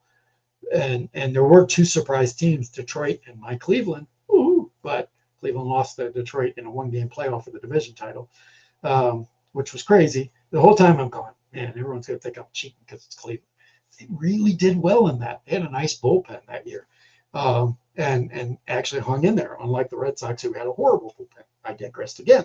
But anyway, the point being is that overall, Detroit had a really good team that year, but Lance Parrish got hurt. I think maybe a month after the All-Star game, I think it was. And he did so well in my league that he led the league in home runs. even though he missed the last 2 months of the season. He hit, I think, 41 home runs, something crazy. And I kept thinking somebody's going to catch him. Somebody's going to catch him because he's out. Because I'm doing as played lineups, and no one caught him. And the Tigers jumped out to such a huge advantage with him hitting that well, and of course other guys on the team were doing incredible. Not just him. Teams can't do that with one player, but and the Indians were kind of hanging with them, and that's another reason the Red Sox and Yankees just couldn't catch the Tigers. They were so good. But when I got to the playoffs, without Parrish in a 7-game series against California, who did win the West in real life, they couldn't compete. And the Angels beat them, and Doug DeCenze, who had a really good season, and then was the MVP for me in the ALCS. And then they went on to the World Series to play Houston, which of course made the playoffs. Mike Scott was amazing, and DeCenze was MVP again and had an amazing. So my 1986 story, as I always remember it, about 5 years ago now, at least, Doug DeCenze. What an incredible time he had. I didn't have really that I can remember one player going nuts, or not nuts, but going way over or way under. I remember more the Boston bullpen extremely underachieving. And if you talk to Ron Juckett, they always do anyway. But they really underachieved. So I saw it, at least in my brain, how I remember my story from years ago on the 86 replay, is that Red Sox bullpen was the story of the underlier who just didn't do anything. And the over was the Indians, and probably the Tigers, especially Parrish, the way he went nuts with his home runs. But yeah, I see the whole point of what you're making there. And then Micah and John H. are in the leap. Oh, I did not know that. So you got a couple of really good guys in that. And be careful with John, though, and his Milwaukee teams. He surprises people once in a while and wins games. But yeah, so. Oh, you know what? Hey, Mike, is in this, before I want to rip this open tonight. I am. Is there a Cleveland team? Because do they have like every team? Is there Cleveland? Is this all 32 teams? Let me know. I'm going to find out tonight when I open it up anyway. I think you did say it was all 32 teams. But did they move any? Because that would have been kind of cool if they would have moved a team to Montreal. You took Tampa Bay out and moved them. I think that would have been a cool thing for Keith to do. Probably didn't do that, but that would have been cool. And John Wise stops by. Hey, John, how you doing? Met him also at the in Denver. Really nice guy. Wonderful wife. Got to sit down and have lunch with them and stuff. Fantastic couple. And John says hi to John. There's a lot of Johns in here, you know. Hey, and then he goes back to John. Micah, yeah, I like primetime a lot, but having to count out the cards and split them into stacks 4 times a game is a real barrier to me getting it on the table. 100%, my friend. I agree with that. And you got to look at the era you're playing and know how many cards to use. Unless once you're in a replay, you know how many you're using. But if you are messing around and playing different games, you got to look at that too before you start. And like I think in this leap year, when we're using 50 back cards. So yeah, and then you got to have them spread out into 3 different piles, and the TV timeouts, which I think again, the mind of Keith is amazing. But he has the TV timeouts in there, and then who's going to get the ball, who's the playmaker. All that stuff is so cool in prime time. But you got to open up your day for an hour and a half. Actually, I want to ask this question to the chat. Because thanks, Micah, for kind of really sparking something in my head, because I thought about this the other day when I was playing Prime. How many people feel like if you stop, let's say you stop a game at the end of the first quarter, and I'm talking, more. I mean, I guess this can happen in baseball if you get pulled away, work pulls you away, like you're trying to play during work or something, or family pulls you away, something happens and you have to move away. Well, regardless, even if it's baseball, do you feel like you lose the story when you come back, and that it's hard to get it back without spending time looking over your sheet, especially a basketball or a football game, knowing where everything is, knowing what's happened in that game? Do you lose that? Is there some, because like when you play when I play the game straight out, I got the story for the whole game, but I'll come back if I play like a quarter of prime time and then go eat dinner and something and come back. I'll forget that Larry Bird has 2 fouls, that he picked up in the first quarter, and I'm just giving that as an example. I feel like I lose part of the game. Maybe it's my CTE, but I feel like I lose the story of the game. I lose the excitement of what I set out to start, and that's another reason why it's tough for me to do these hour-and-a-half games, because I literally have to sit here and go, okay, it's 5 o'clock. What do I got going until 6:30? Nothing. I can close my door. I don't anticipate any interruptions. Nothing, dinner's not scheduled during that time, whatever. And I can actually put my hour-and-a-half toward it. Because otherwise, I don't do well with half hour today. I know somebody actually even had a show about this. Half hour today, half hour tomorrow, half hour. I can't do that. I lose the story. So I wonder what you guys think in the chat. Yeah. And then Mike says, we need to get you in the co-op. I'm all for it, man. I want to learn a little bit. Well, I don't really need to learn the game. I know how to play History Maker baseball. Yeah, I need to get in, Mike. Let's talk. And then correct Skeens, Churro. I always say his name right, Churro. Joe Caminetti. Or is that Caminetti's kid? I'm not familiar. I know Ken Caminetti from back when the Padres and Astros. Is that his kid? See, I'm not great with today's baseball as much. Oh man, I got so, and that's tangent time here, but I've gotten so not into current sports as much because of the salaries.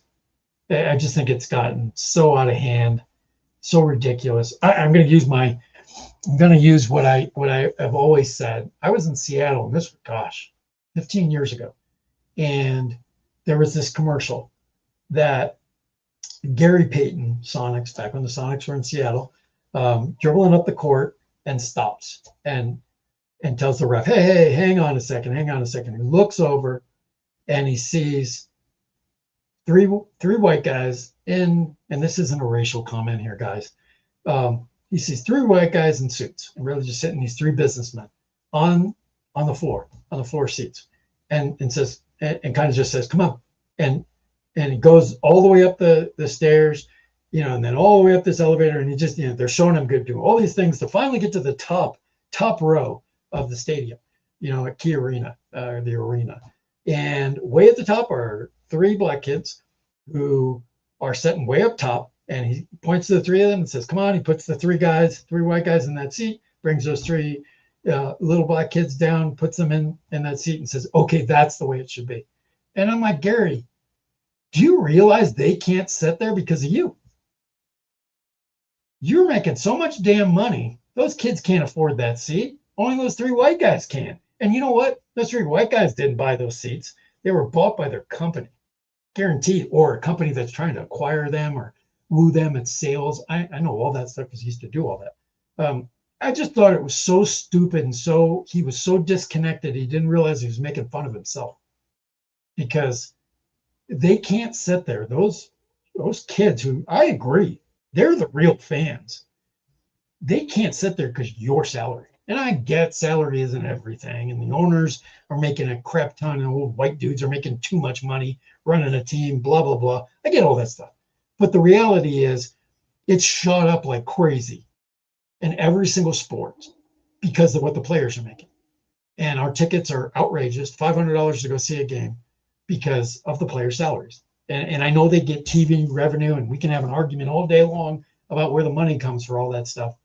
But you're not going to convince me ever that player salaries did not have a major effect on what it costs to go to the game. It did, and it does. And so I have, now getting back to my point, I have really just not wanted to be a part of that anymore as much. And tangent number 10,000, but I don't like using the NBA, for example. You take 17 steps and then dunk. Oh, you're so original. That's so amazing. I can't watch that. I can't. It's not basketball. It's lacrosse without the stick. I can't do it. Euro step. It's traveling. And And oh my God, look at him do that crossover. That's not a crossover. It's in the rules. That's an actual violation. It's called palming the ball. It's called carry. You carried the ball. But Allen Iverson made it look so cool, and the NBA didn't want to change it. So, yeah, I don't like that basketball. I don't like that basketball. So, and now you got a new commissioner in baseball messing with every single rule he can. I'm not saying some of them are good, some of them aren't. I don't like most of the new rules, and so I'm just finding it unwatchable for me. And so that I went off on a rant there about all that, but so that's why I want to, I love replaying the older seasons. And maybe, really these fictional seasons, since I keep replaying the older ones, how many times can you listen to the same classic rock song, right? You need something else. And maybe that's another reason to play fictional, is because you've overplayed all the other stuff. How many times can you replay Bob Gibson winning a bunch of games in 1969? But anyway, that I'm off on that tangent. But jumping in also, Mike says, oh, here's Skeen's number so far. 29. Oh, well, I think you should send that to him. I think he would be okay with that. What is he, 38 or something in the game at that point? So I bet he's really happy with those numbers, or would be. Okay, PJ is going to put me back into hockey. Thank you, sir. Hockey Blast, great game. Games League 67 Leafs with 1 win in the first 25 games. Whoa. Had a rare result of a power outage in the arena, and had the storyline that, unfortunately for Leafs fans, was power. Oh, that's great, P. Oh, that's some good stuff, man. I like that. That's awesome. Yeah, that's that. See, that's a great story. I love that. It's funny, but it's a great story. Never fails if I walk away from a 0-0 tie after 2 periods. When I come back, the teams will score 4 goals in the first 5 minutes of the third period. Yeah, that's probably true. Yep. Yeah. Do you feel like you lose the story though? Did you feel like, oh my God, this is a big defensive game where the goalies are doing amazing, and you walk away and come back and forgot that they had that?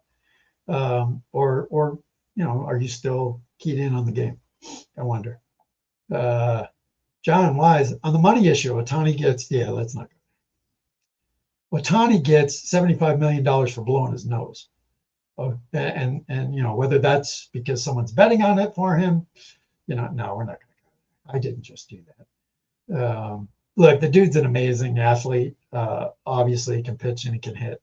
One of the things we do with this hobby is sometimes take a guy and say, well, could he have done that in 1977? But we don't. These games can't help us with that. They really can't. Because what are you going to do? Take his card from 20, 25, 26, 25 in this case, and use that card in 1977? I mean, it doesn't correlate. It doesn't match up. But I wonder if guys like that, how they would have done back then. And you look at, and when I also say how would they have done without all the amazing things they have today. My finger hurts, and you got a trainer right there, 12 of them taking a look at your finger. 1977, Sparky Anderson would tell you to rub some dirt on it. It was a different world back then than it is today's game, and what they have access to. And they're popping out their pads and their iPhones and everything and watching their last at bat and knowing exactly the percentage of the curve that Skeen's curveball does. I mean, those are stuff guys didn't have in 77. So, you want to tell me that Ohtani can hit 50 home runs in 1977 or back when Bob Gibson at 69, when that stuff was going there? Not without all the stuff he has today. He's not doing it, I don't think. Nope. He's got to come out there and just be Ohtani, and that's it. And one could say, with all that information that's out there, he still struck out 120 times. So, there's that. So anyway, I digress on today's player. Thanks, John. Yeah, he does make a shit ton of money. What is he going to do with all of it? He's going to better anything. I'd love to see that. Same reason I don't follow closely the current seasons. Yeah, you're with me there, John. A little chin music, Mike. Dude, I don't even think it would be chin music. I've seen enough interviews with Bob Gibson. He would hit Ohtani on the first pitch. Absolutely. because he's going to say, this is my mound, that's my plate, and this is my 1969 season. And he'd hit him probably 3 or 4 times in a row. But yes, and what would happen to him in today's game? Gibson would be suspended for the year, so yeah, that's a good point though. So a little chin music here would probably be what would go on. Hey, so I want to just kind of finish up talking a little bit about, finishing up on what this was supposed to be about, which was about the mental health, and what you guys, how you decide to walk away, when you decide to walk away. And I wonder how many of you guys feel like you should have walked away and didn't. And then what happened when you didn't walk away? Did you post something on social media you regret? And you're like, I was pissed off that day, or I had a bad day. Shouldn't have been on social media. Should have walked away for that day. Or did coming back into gaming, help alleviate that day, that bad day.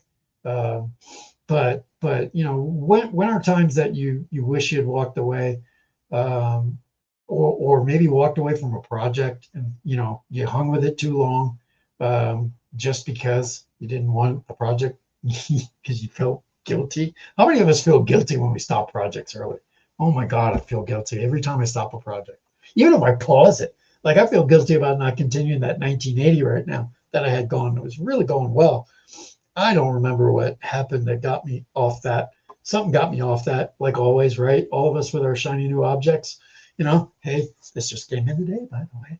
And then I've got this sitting over here that Mike's telling me, get on it, do it. The shiny object thing is a killer for me, absolute killer for me. I have the freaking attention span of a canary. Anybody know what the attention span of a canary is? Maybe it's really good, so maybe that's not a good example. But anyway, I have a really bad attention span. I mean, I can sit and if I block out all blockers, I can sit here and play 10 games tonight on my NHL replay. But if I happen to look over at those shiny 20, 40 leap set and thinking, I need to get those into teams, I can see me definitely doing that. So, I don't know how many of you guys feel that. Do you feel that? What do you do to not fall into that? How do you avoid not falling for the shiny object? We're going to have to give that a name. Somebody give that a name. The shiny object blocker that stops us all from finishing what we're working on and starting something new. Let me ask that also. How many of you stop your replay because something else came in the mail or became available and you jumped on that? Not because, look, you might have been having fun on whatever you were doing, but you stopped because the new thing came in. How many do that? Or you tell yourself, that's one I love. I do this to myself all the time. I tell myself that I am going to go back and play that. Like I'm telling myself I'm going to go back and play 1980. And I fully expect to go back and play 1980. But I haven't for, 2.5 months. It's been setting away. And I'm getting into all these other things. And I've probably started 4 new projects since. And it's like, am I going to get back to that? I think I am. But how many of you do that? That shiny object's a killer, man. It's just a killer for me. And Don jumps in again and says, I know I would. The type I start reading a book and it's the most boring book in the world. I feel I need to finish. Oh, so you're one of those guys who puts pressure on yourself to finish. And I wish there's a lot to be said for that, Don, because that means it says a lot about your integrity, in my personal opinion, that you push yourself to finish. You're old school. I bet you're major old school. I have not met you, but I would bet you're old school. And you tell yourself, if you're going to start that project, you're going to finish that project. You probably had parents who told you, you're going to eat everything on that plate, son. And so I wish I had that determination and that feeling. And so I think that serves you well. You shouldn't see that as a negative. I think that's what most of us would say, that we look upon that skill set you have and are jealous. I know I am. John says the next best thing. I'm not sure what you mean by that. Oh, you're giving it the name. You're giving it the name. See, it sometimes just takes my CTE a second to jump in. The next best thing. I like that because that's what it is, right? It may not be. You may play it for 10 games and hate it. Not that I. Is it another topic? I'm sorry, I'm going to throw this out there. Has anybody ever got a game? You don't have to name the game if you don't want to.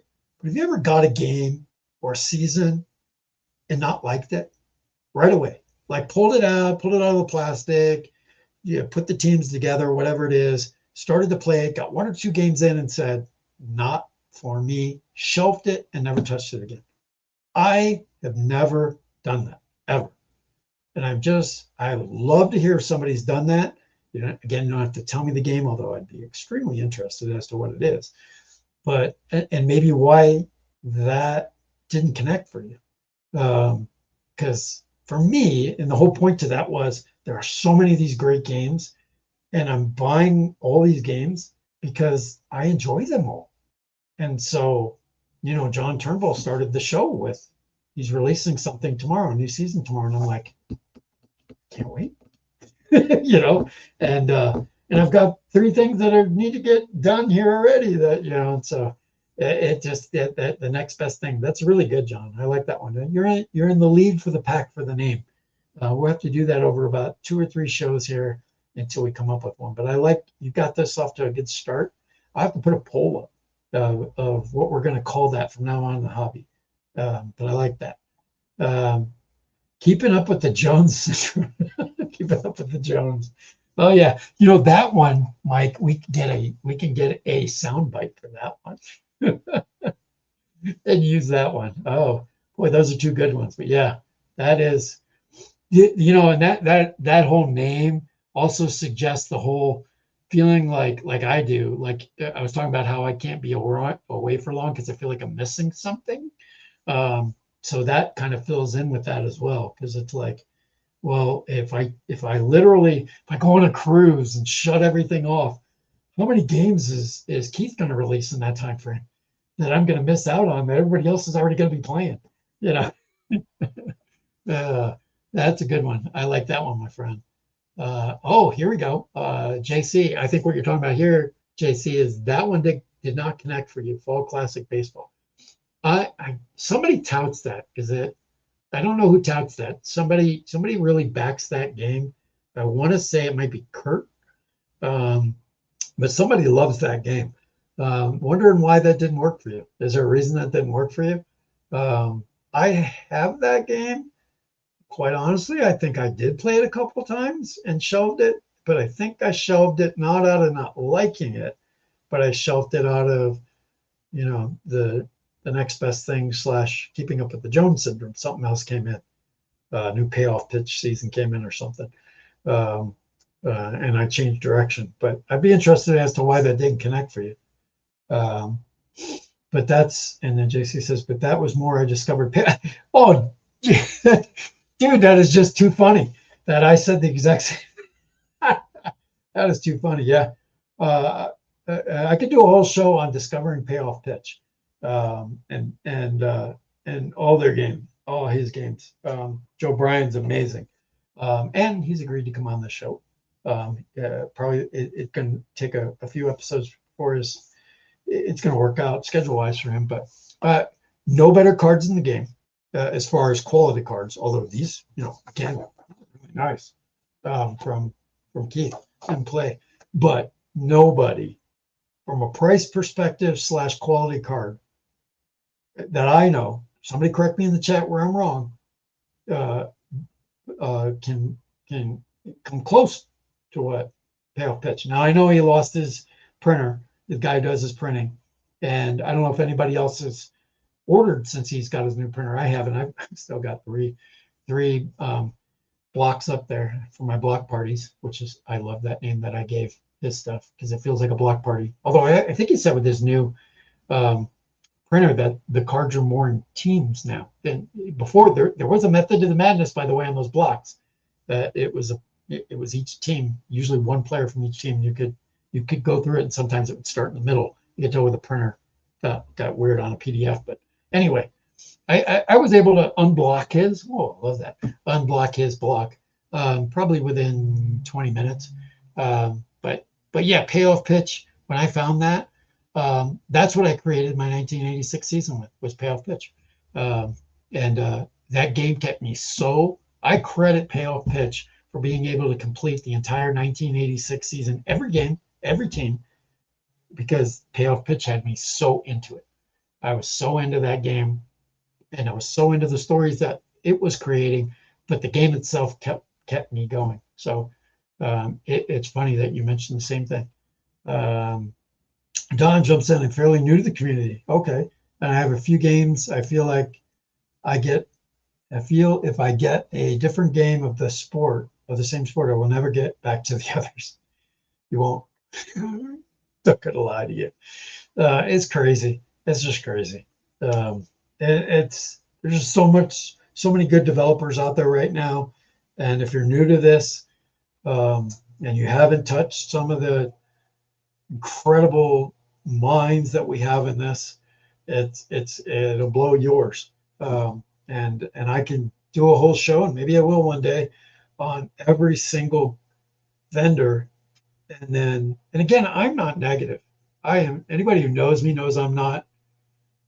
When I post anything about a game or a season or something that I have, it's never. I don't post negative. I'm posting just to say, hey, there's this, there's an error on this card. It's to let the community know who might have that set, so they can fix it. They may not have caught it or realized it. I'm not ragging, the vendors. They all know I talk to them all the time. They all know that I think they're amazing. Um, and so I only find, and I always try to find only the positive, because like I said, I don't really shove any game. I think they're all fantastic, and they're all incredible for our sport. And Don, if you haven't tried some of them out there, maybe I'll do a show next week or the week after where I really showcase all these different gamers that are out there.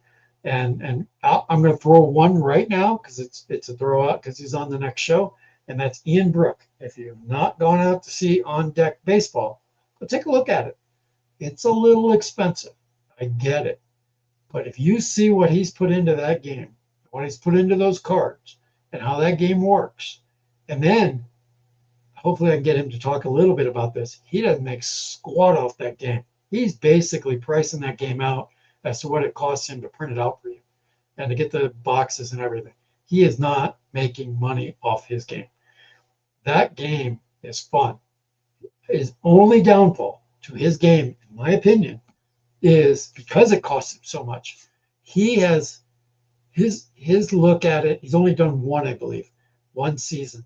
He has all these different kind of sets that are out there, like Hall of Fame sets, and then he just threw out the 1961 set, and then I was part of his league to do a co-op league to play that season out. But he doesn't have a bunch of seasons ready for you to pick up, and he doesn't know, and I'll talk to him about this on Saturday, where he feels he might or might not go with that.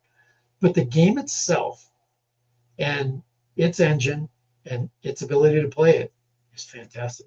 I love all, especially the baseball games. They're all unique, usually in their way, and he has found a definite uniqueness to his game. So if you haven't looked at that one, take a look at that one. And that's what stops me from trying other games. What was that? I'm sure. What did I say that stops you from trying other games? I missed that.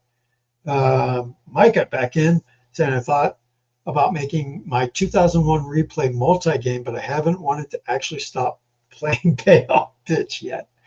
Yeah, buddy, isn't that amazing? That game is so beautiful. And and you'll see Joe on my show, or I'm sure you've seen him on other shows. Joe is the most laid back, relaxed guy you're ever going to meet in the world.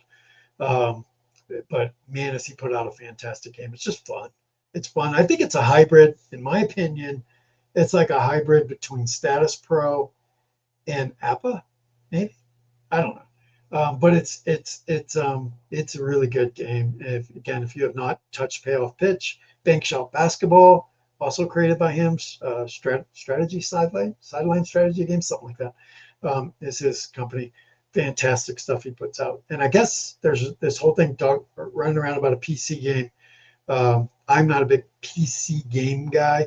I mean, I have Action PC and all their games. I've always thought it was kind of like cheating. I don't know why. It's not cards and dice. I need these in my hand. I know I'm playing Status Pro with the cards on the screen in my 1981, but at least the cards are right there on the screen in front of me. I need these. I need these. I need these in my hand. And I actually said something the other day. I think I was talking to Tom offline, and I encourage you guys to do this on Facebook. Ask another guy if you can video chat. Tom and I turned into an hour and a half discussion, just talking, him and I, just talking about stuff. It was fantastic.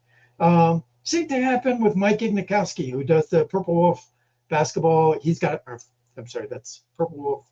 Yeah, Purple Wolf is basketball. Blue Lynx is hockey, and he has a baseball one.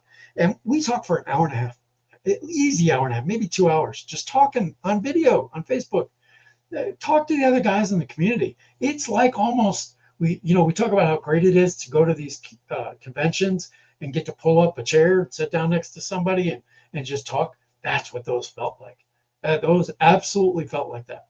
Those conversations I had with those two guys, and that's why I want to put people on here, and get them to come onto the show, because there's no pressure coming on here. If you saw Tom on episode 2, Tom Abbott, he was, and he'll tell you this, he was scared out of his mind to come onto this show. It's amazing how worried he was to come on. I don't really have anything to give. I barely play that much. I'm not really good on camera. I'm not really, I've tried to do some YouTube videos and I'm like, dude, all I want you to do is come on and talk. And you listen to Mike, who was on the show. Mike is just like, that dude can just sit and talk forever about stuff and never bore you. And he's just used to it. But I bet Mike will tell you the first time he ever went on a show, he was nervous. It's okay to be nervous, but we're all the same thing here. We're all just talking about having fun with play games or Payoff Pitch or whatever game we're playing with. So don't be afraid to come onto the show and talk. Everybody wants to hear what you're doing. Everybody wants to know what your story is and what you're playing, and they want to know your experiences. And just because you're playing Payoff Pitch, you can talk about Payoff Pitch and talk about what you like about the game, and it make it like Cards and Dice with Don. I don't know if he has Payoff Pitch, but he might be very interested in what you got to say. You might be brand new, but he's brand new, and he's brand new. And then somebody maybe, it never could be 15 years doing this and never touched Payoff Pitch. I talked to somebody the other day, all they've ever played is Zappa and Strat, and they've been playing since they were 6 years old, and they're 61 years old now, he is. And he was like, what's play? What do you mean play? Like play a game? And I'm like, no, there's a vendor out there called Play, Plaay. He's like, I don't know anything about it. Showed him the website. He was like, holy crap. And I'm like, yeah. And so this is getting that word out. And you would be surprised, just because you've been exposed to it doesn't mean anybody else has. And so everybody I've ever met, top to bottom, has something to give, has something to talk about, has some story, is doing some replay. And just talking about what you do with your replay, what you like about the game, maybe what you don't like about the game, maybe what you'd like to see extended with the game. Or maybe you have questions. What would it be like to do this? Or what is it like to play an entire replay? What does that take? You can have questions. That's what the show's about. So anyway, throwing all that out there. And John Wise pops up with, I'm sorry about my comment on there about that issue. I'm not sure what that means. But Cards and Dice are done. I started out being a gamer and then turned into a collector. Beautiful other subject that I talk about a lot. I'm a collector.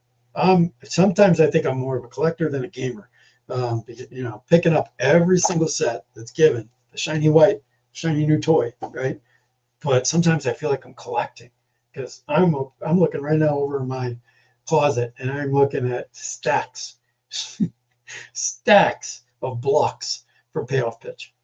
I have every single season, and it's most of them are still in their stuff, because for me, my head goes to this place. One, I just feel it. I like it. I got it. I was blessed with a great job that allowed me to buy all that. I know everybody else isn't, but I'm able to buy that. So I did. And I also want the ability, if I feel like playing 1983 payoff pitch right now, this second, I can walk over there and grab it, put it into Teams and start playing. And that's just for me. That works for me. The problem with that is I'll probably get about 50 games in him. And then Keith will kick out a new game. Damn him.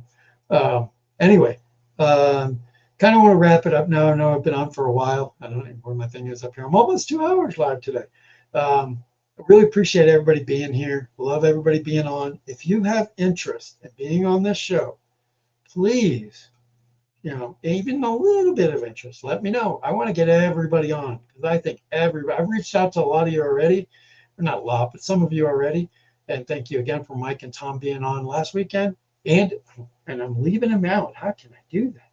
Leave out the 49 quick decks. Man, was on last week or on the last show. And I love having his Grant Fines. And I love having that developer on the show. I'm more about the developers who are players too. And as you saw, if you watched episode 2, you saw how much Grant loves playing not only his own game, and I think he said he really only has time for his own game sometimes, but he talked about other games he does play. And if, we're going to talk with Ian about that. And I think Ian basically plays his own game, but I think he has played some other games. It'll be interesting to see if he does.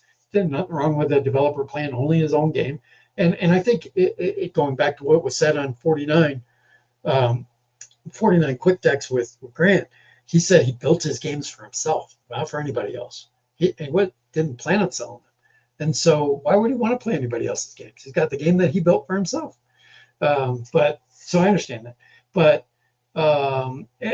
anyway, if you're interested in being on the show, don't be afraid. Come on. You can talk. Heck, even if you don't want to show your face for some reason, I'll take your picture off and you can just be on with audio. I don't care. The idea is to talk. The idea is to have fun. The idea is for everybody in the community to get to know each other more, especially since we're starting to lose some of these conventions. We heard Keith pull the Play convention this year off the table.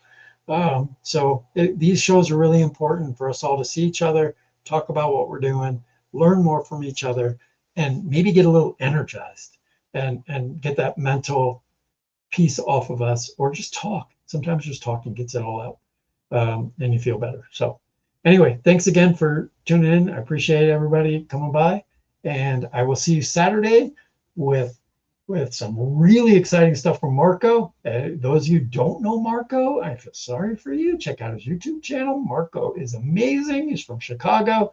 He does great replays on YouTube, really into his soccer especially. He's a big Bears fan. But he is fantastic. He's been on other shows. And then, like I said, I can't wait to really talk to Ian. I've talked to Ian a lot, but I can't wait to talk to him in this kind of format and let you guys kind of get some insight into his game on deck baseball.